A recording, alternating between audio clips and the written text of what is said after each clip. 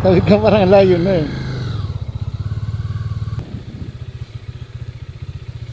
Ay, pagpapunta ako ng sa may gentry, saan ang daan ko?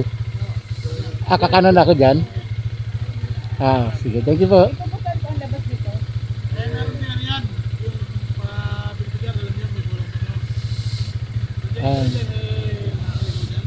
Ito ang labas ito, dun sa may barangay na ng ano. Sige po, thank you. Diretso lang po yan. Thank you po.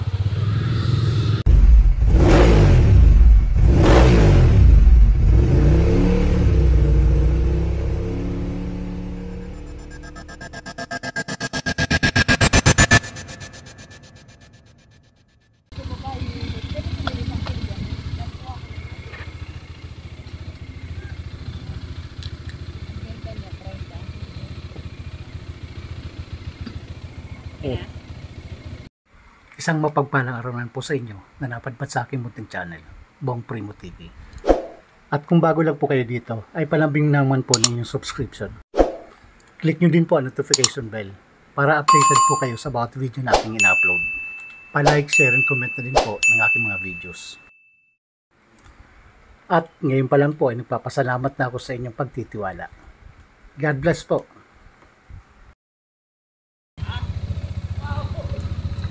Good morning, it's a Sunday at nandito kami ngayon sa Fishport ng Rosario, Cavite.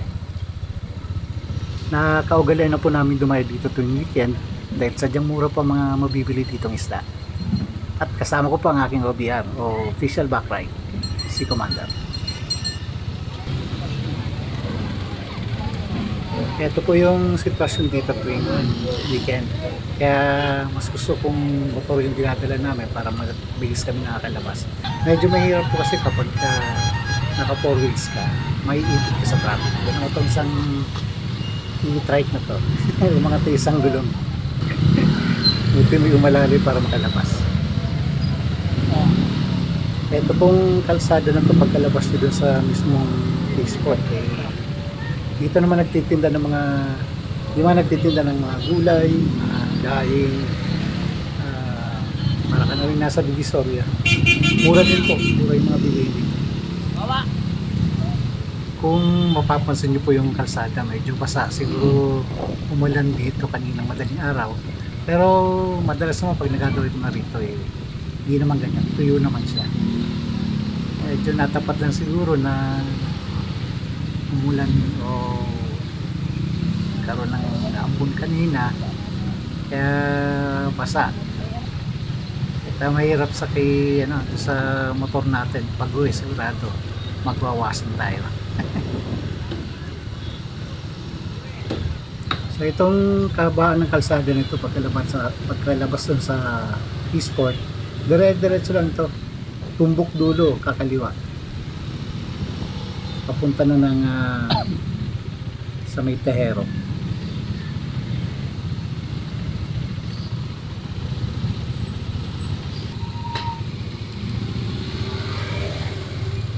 So ito na yung sinasabi ko na tumbok dulo, kakaliwa ako rito. Pag kumanan ako dyan, papunta yan dun sa parang ng part pa ng Rosario. Itong pakaliwa na to, yung unang kanto dun sa pagdating mo sa main road, kakanan ka na, papunta na yun ng Tehero. Pag dumiretso ka, papunta ng Cavite City.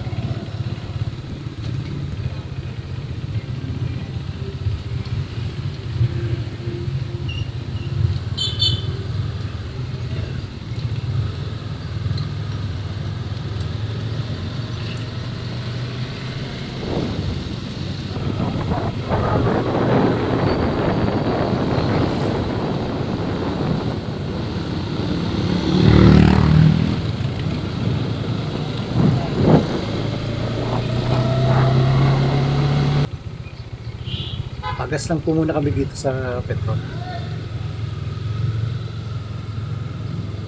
May 100 ba? May 100 ba? Oo.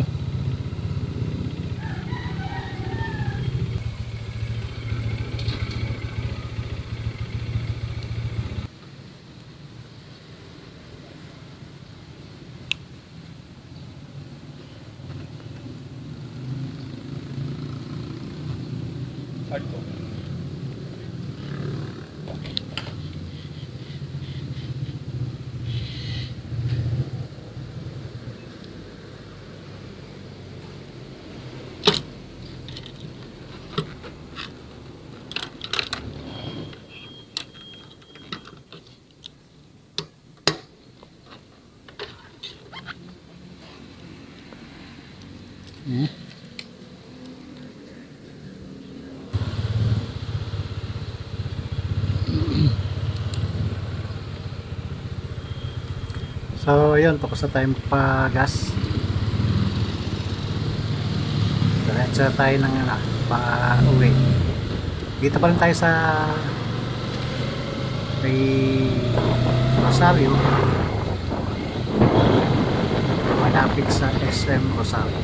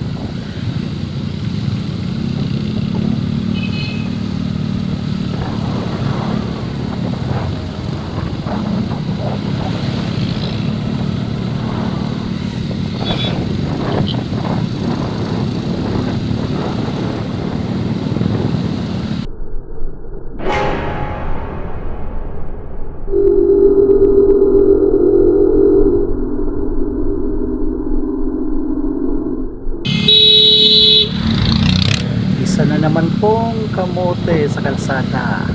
Pasaway. What kind of country is this?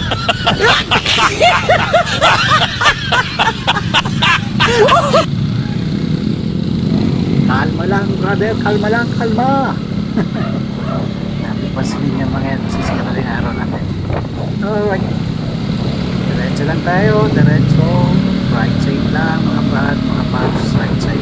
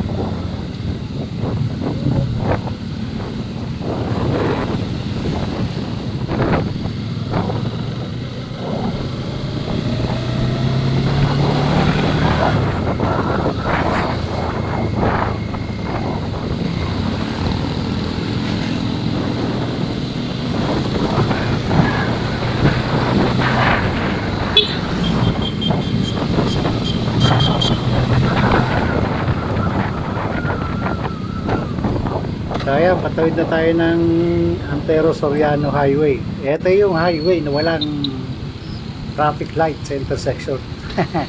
Galing, galing. So dito ingat lang tayo pagtawid na tingin sa kanan, tingin sa kaliwa bago tumawid para siguradong safe tayo. Ayan, katawid na tayo ng safe. Back na mga paps.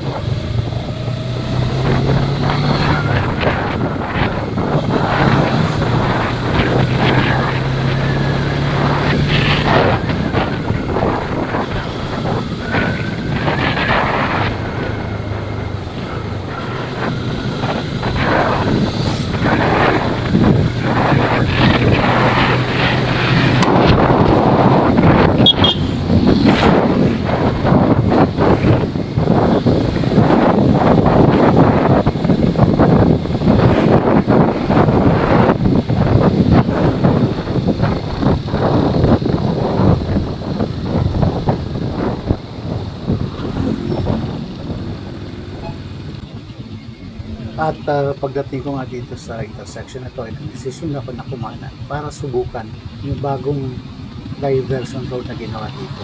Palabas ng General Trias. Let's go! Kaya nga natin dito.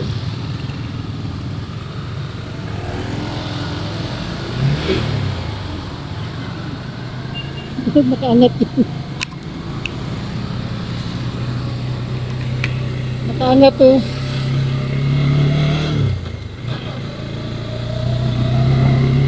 Ha? Dito, may daanan dito.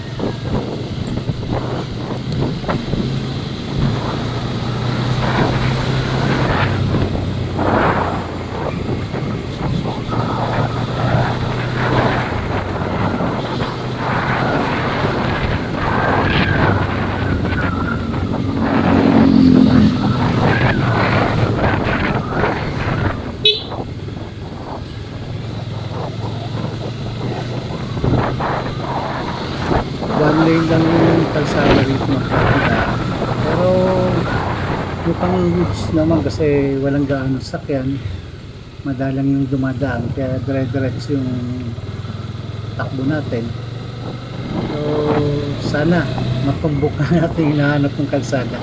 Gusto kong bumabas. Gusto kong iwasan kasi yung traffic dun sa may intersection sa papunta ng Malabon sa Karat. Kaya trinay ko to. Sana makuha ko yung sana doon na ako lumabas. So let's go. Makuha tayo.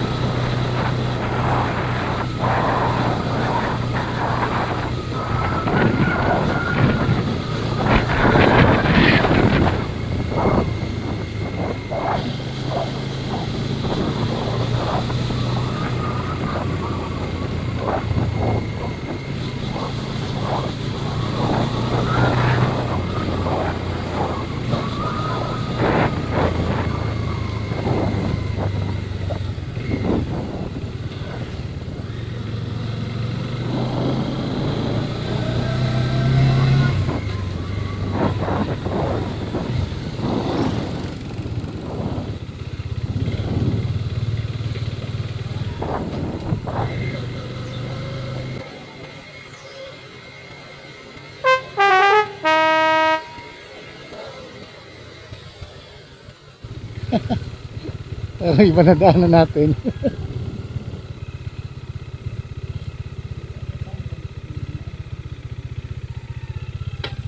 Mali. Paano masabi? Sabi ka parang layo na eh.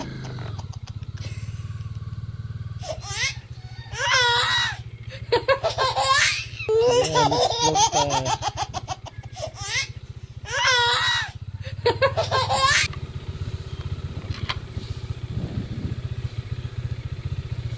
Ay, pagpapunta ako ng sa may gentry, saan ang daan ko?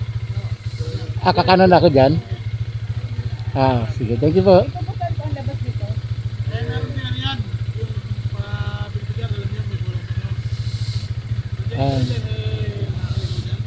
Ito ang labas ito, doon sa may barangay na ng ano? Sige po, thank you. Diretso lang po yan? Thank you po.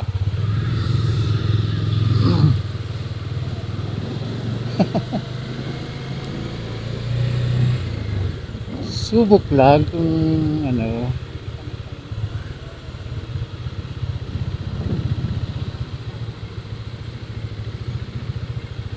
Iniiwasan ko lang yung traffic dun sa Pero.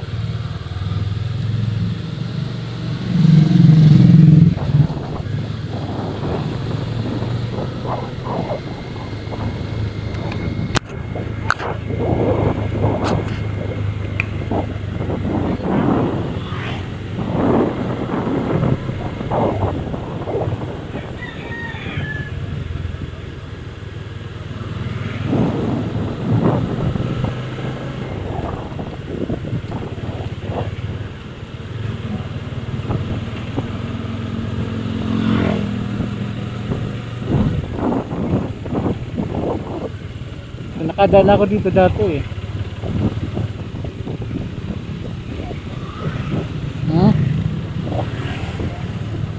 Ano na? Nag-traffic siya.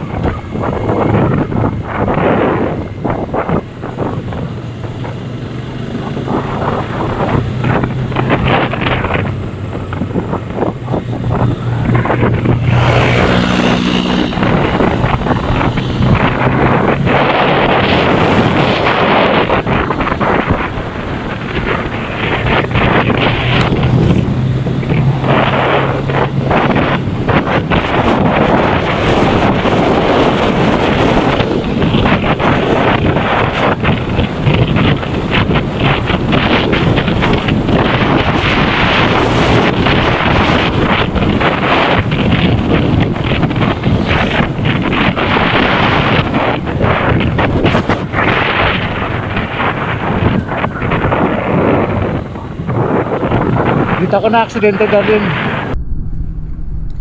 Sa puntong ito ay nanariwa sa akin ang isang hindi magandang experience 5 years ago dito sa lugar na to.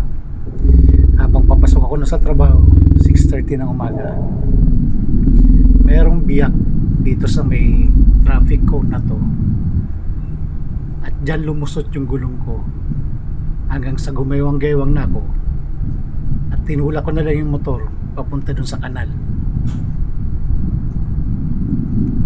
at the rest is history.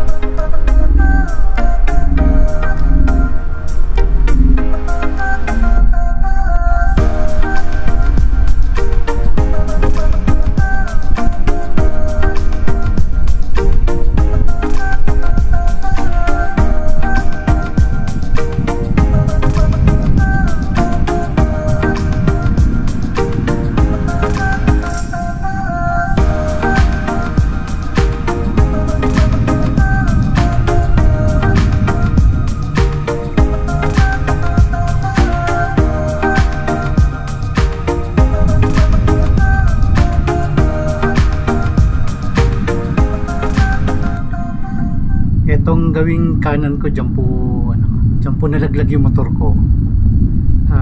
Sinipa ko na lang.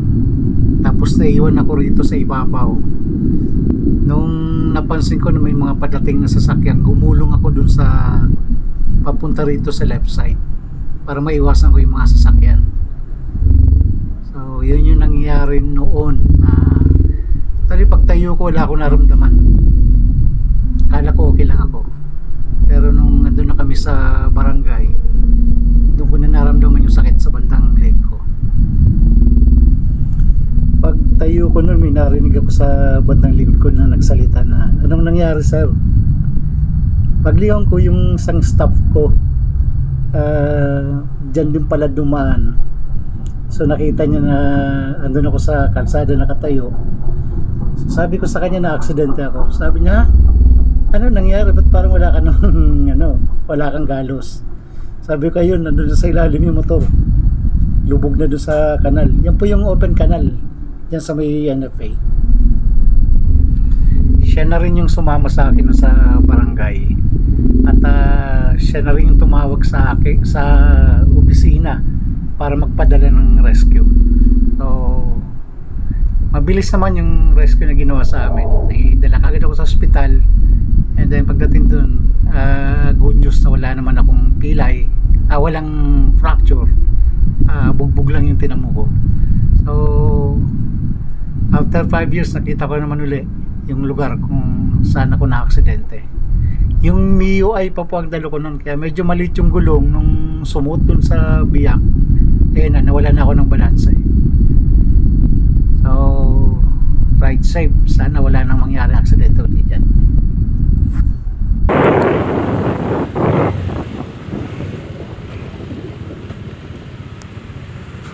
So ito na yung General Trias, kakaliwa ko rito. Yung pakaliwa papunta to ng Malabon sa Midero.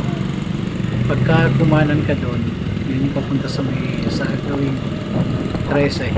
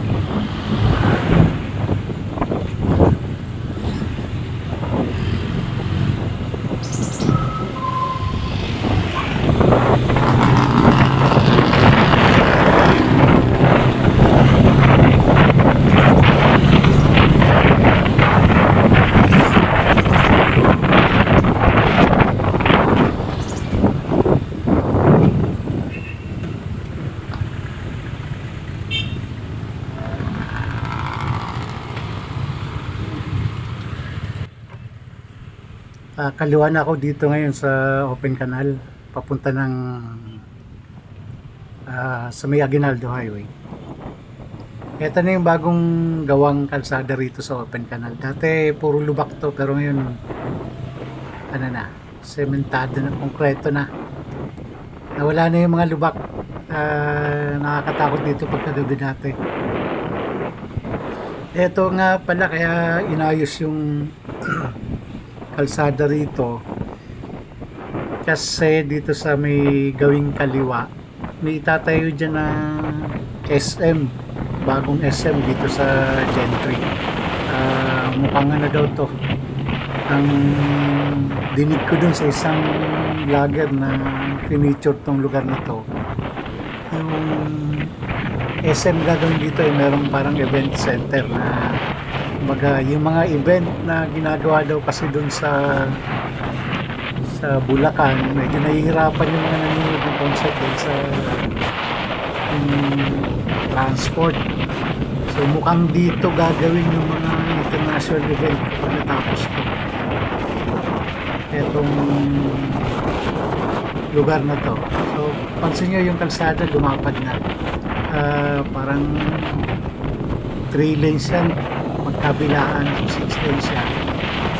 So itong pakaliwa sa left side ko, yun yung papasok papunta din sa ginagawang bagong SM dito sa Jeddah. So ganyan nakalapad yung Open Canal ngayon. Napaka ganda ng dumaan.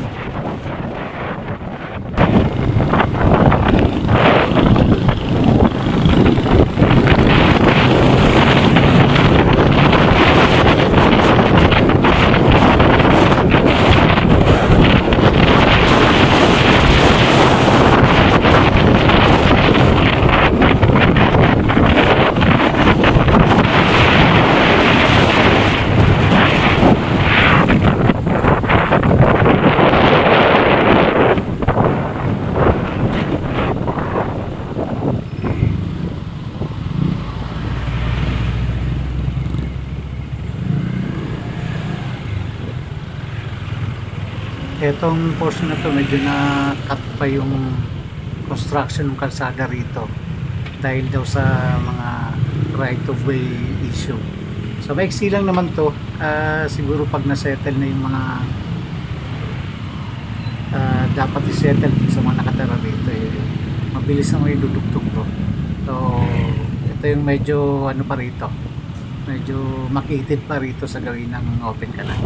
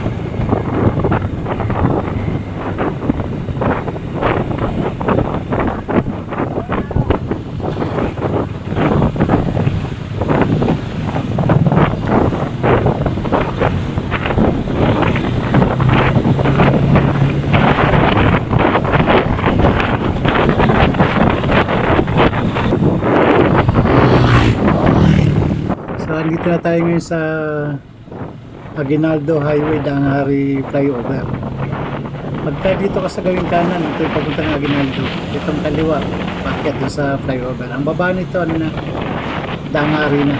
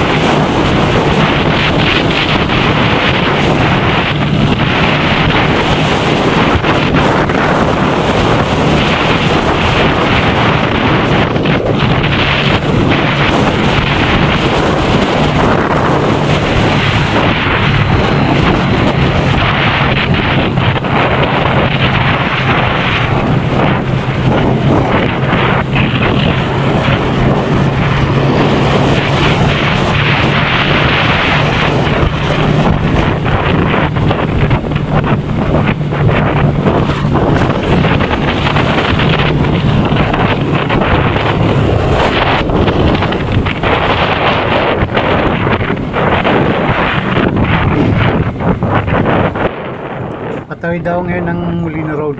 Yung pakanan papunta to ng SM Molino. Pag kumaliwa ka papunta to ng Bacoor Boulevard.